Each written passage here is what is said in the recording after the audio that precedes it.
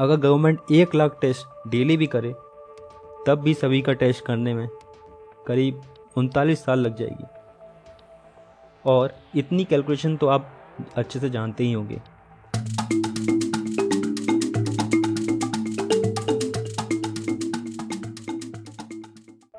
Corona एक virus जिसने हमारी ज़िंदगी बदल दी, हमारा जीवन जीने का तरीका बदल दिया। और अगर आप सोच रहे हैं कि अब यह लॉकडाउन खुल जाएगा और आपकी ज़िंदगी फिर से पटरी पर दौड़ पड़ेगी और पहले जैसी हो जाएगी, तो यकीन मानिए दोस्तों, ऐसा बिल्कुल नहीं होने वाला। और आपसे मैं गुजारिश करूंगा कि ऐसी गलतफहमी से आप बाहर निकलें, क्योंकि कोरोना के साथ मानव सभ्यता की लड़ाई अभी बस शुरू हुई है। वैज्ञानिकों की माने तो ये वायरस इस साल के अंत तक नहीं खत्म होने वाला। केंद्र सरकार इस लॉकडाउन को बढ़ाकर सिर्फ इस प्रोसेस को स्लो कर रही है। और केंद्र सरकार इस लॉकडाउन को और ज़्यादा नहीं बढ़ा सकती, क्योंकि भारत जैसा विशाल देश जहां 140 करोड़ की आबादी, जिसमें 22% आबादी बीपीएल कैटेगरी में आती हो, 34% आबादी मजदूर और किसान है जो डेली कमाने और खाने वाले हैं। तो आप ही सोचिए दोस्तों, इन आंकड़ों को देखकर शायद आपको समझ में आ जाए, अगर इस लॉकडाउन को और बढ़ाया गया तो देश में भुखमरी जैसी हालत और बिगड़ जाएगी। दोस्तों, हाल ही में छपी एक खबर के अनुसार देश में हर रोज करीब 4500 मौतें सिर्फ भुखमरी से हो रही हैं। और आपको बता दूं, 2017 के नेशनल हेल्थ सर्वे के अनुसार देश में 19 करोड़ लोग हर रात खाली पेट सोने को मजबूर हैं।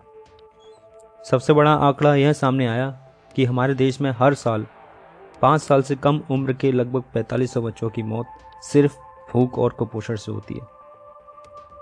और ये बात केंद्र सरकार और राज्य सरकार अच्छे से जानती हैं।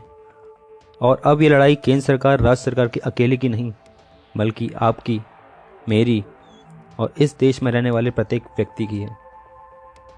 इस वीडियो में मैं आपको कोरोना जैसी महामारी से बचने के उपाय बताने जा रहा हूँ, जो हेल्थ डिपार्टमेंट ने खुद दिए हैं। तो आप अंत तक बने रहें और आप निर्णय लीजिए कि आप इसके लिए तैयार हैं या नहीं। इन सब से एक बात आपको समझ में आ गई होगी कि लॉकडाउन खत्म हो जाने से कोरोना जैसी वैश्विक महामारी नहीं जाने वाली। और अगर कोई देश वैक्सीन बना भी ले तो उसे इंडिया तक आने में करीब 1-1.5 साल लग जाएगी। भारत में असिम्प्टोमेटिक केसेस सबसे ज़्यादा हैं। इसका मतलब आपके अंदर कोरोना वायरस है और इसका कोई भी सिम्टम आपको दिखाई नहीं दे रहा, जैसे कि खांसी, बुखार, सांस लेने में तकलीफ। इंडिया में इन जैसे केसेस का सबसे ज़्यादा होने का भी कुछ रीज़न है। Point number 1, India position in world map. India का मोस्टली पार्ट इक्वेटर और ट्रॉपिक ऑफ कैंसर के बीच में पड़ता है, जहाँ गर्मी बहुत पड़ती है। और ऐसा देखा गया है, गर्मी में इस वायरस की फैलने की रेट बहुत कम है। तभी तो जर्मनी, फ्रांस, अमेरिका जैसे देशों में ये वायरस थमने का नाम नहीं ले रहा। पॉइंट नंबर 2, यूथ पॉपुलेशन का होना। इंडिया की 35% आबादी की उम्र करीबन 18 से 30 के बीच में है। और ऐसा देखा गया है, इस उम्र में इम्यूनिटी सिस्टम स्ट्रांग होता है।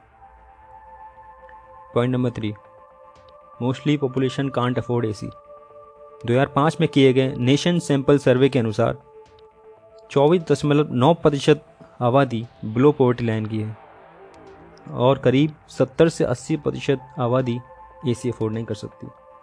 पॉइंट नंबर 4, रिसर्च में देखा गया है ज़्यादातर कोरोना पॉजिटिव केसेस एज लोगों के हैं या फिर उन लोगों के हैं जिनका कोई मेडिकल बैकग्राउंड रहा हो और जिनका इम्यूनिटी सिस्टम कमज़ोर रहा है।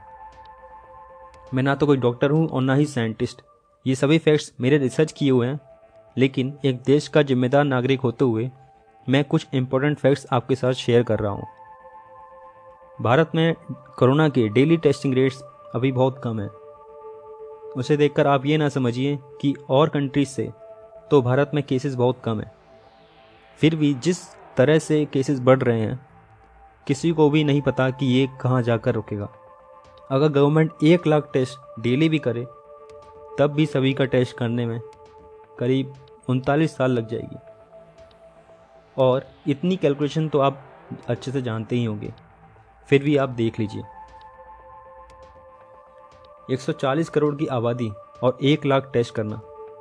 अब आप ही सोचिए यह कैसे संभव है। अमेरिका, इटली जैसे डेवलप्ड कंट्रीज़ जहां एडवांस मेडिकल फैसिलिटी के होते हुए भी कोरोना से लड़ने में यह देश असफल हुए हैं, तो भारत जहां 140 करोड़ की आबादी और बस 1 लाख वेंटिलेटर, अगर समय रहते लॉकडाउन न किया गया होता, कई लोग तो मेडिकल फैसिलिटी की कमी की वजह से ही मर जाते। और सरकार द्वारा लॉकडाउन बढ़ाने का यह भी एक बहुत बड़ा कारण है, जिसमें सरकार देश की मेडिकल फैसिलिटी को सुधार सके।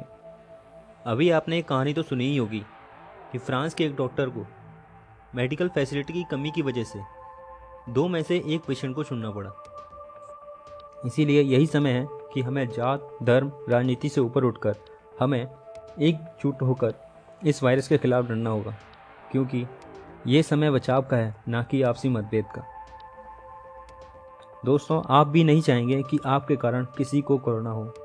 भगवान ना चाहे आपके साथ ऐसा कुछ हो कि आप एक असिम्प्टोमेटिक केसेस में से हैं और आपको इसका पता भी नहीं होगा और आप जाने अनजाने में अपने घर के बुजुर्ग लोगों को कोरोना से इन्फेक्टेड कर सकते हैं और आप ना चाहते हुए भी अपने प्रियजन की मृत्यु का कारण बन सकते हैं। आपसे मैं रिक्वेस्ट करता हूं कि आप एक जिम्मेदार नागरिक बनिए, अपने लिए ना सही लेकिन कम से कम अपने परिवार के लिए।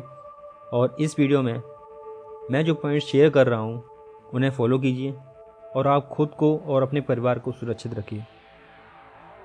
दोस्तों, आपने चार्ल्स डार्विन के सर्वाइवल ऑफ द फिटेस्ट के बारे में तो सुना ही होगा। डार्विन ने एक बार कहा था, it is not the strongest of the species that survives, not the most intelligent, but the one most responsive to change. इस दुनिया में वो सर्वाइव नहीं करता जो सबसे ज़्यादा स्ट्रॉन्गेस्ट और सबसे ज़्यादा इंटेलिजेंट है, बल्कि वो सर्वाइव करता है जो चेंजेस अडॉप्ट करता है। सो दोस्तों, अभी सबसे महत्वपूर्ण है कि अपनी सोच को बदलना, प्रोएक्टिव सोचना, मतलब उन बातों पर फोकस करना जो हमारे बस में है और कोरोना से बचे रहना। इसके लिए सबसे पहले हमें अपने इम्यूनिटी सिस्टम को मजबूत करना होगा। तो इसके कुछ पॉइंट्स हम जान लेते हैं। इसमें से कुछ बातें शायद आपको पहले से पता हो, जैसे कि सोशल डिस्टेंसिंग, बाहर कम से कम निकलें, मास्क का यूज़ करें और अपने हाथ समय समय पर धोते रहना। लेकिन इम्यूनिटी सिस्टम को स्ट्रॉन्ग करने के लिए हमें कुछ हैबिट्स को सुधार करना होगा और अपनी लाइफ स्टाइल को बेहतर बनाना होगा। Improve immunity system. ज़्यादातर साइट्रस फ्रूट में विटामिन सी होता है, जैसे कि grapes fruits, oranges, lemon, limes. Take proper sunlight for vitamin D. अच्छी हेल्थ के लिए विटामिन सी का होना बहुत ज़रूरी है और आपका शरीर विटामिन सी प्रोड्यूस नहीं करता है, इसलिए इसका इनटेक लेना बहुत ज़रूरी है। और खाने में आपकी प्रॉपर बैलेंस डाइट होना चाहिए। हमें अपनी खाने में कुछ चीज़ें ऐड करना होगा, जैसे कि red bell pepper, broccoli, garlic, ginger, spinach, yogurt, sunflower seeds, turmeric, green tea, papaya, kiwi, chicken. अपने इम्यूनिटी सिस्टम को बढ़ाने के लिए हमें प्रॉपर डाइट लेना होगा, जिसमें vitamin C, vitamin E, vitamin B6 और महत्वपूर्ण न्यूट्रिएंट्स। और हमें अपनी हैबिट्स में कुछ चेंज करना होगा। इम्यूनिटी सिस्टम का कमज़ोर होने का कुछ कारण ये भी हैं कि स्मोकिंग, अल्कोहल या फिर फास्ट फूड का ज़्यादा लेना, तो ये सब चीज़ें आपको अवॉइड करना होगा। Last point, stress relief therapy. एक पॉजिटिव एटीट्यूड रखें और हमेशा पॉजिटिव सोचें और प्रोएक्टिव बने। Practice meditation and yoga. आपको डेली कम से कम 20 मिनट एक्सरसाइज करना है। Eat healthy and well balance meal और अपने स्लीपिंग पैटर्न को सुधारना है। और वैक्सीन आने तक हमें और आपको ये सब फॉलो करना है। इससे हम एक दूसरे को सुरक्षित रख सकते हैं। एंटरटेनमेंट के बहुत से वीडियोस हम शेयर करते हैं, लेकिन कोरोना वायरस जैसी बीमारी से लड़ने के लिए और देश का एक जिम्मेदार नागरिक होने के नाते मैं आप लोगों से हाथ जोड़कर विनती करता हूँ, प्लीज़ इस वीडियो को अपने रिलेटिव्स, फ्रेंड्स और हर एक उस व्यक्ति तक पहुँचा दीजिए जिसको इसकी ज़रूरत है और इस लड़ाई में अपना योगदान दें। आपके एक शेयर से किसी की जान बच सकती है और आपके एक शेयर से आप पूरी मानव सभ्यता की मदद करेंगे। Thank you. Please subscribe to the channel for later updates.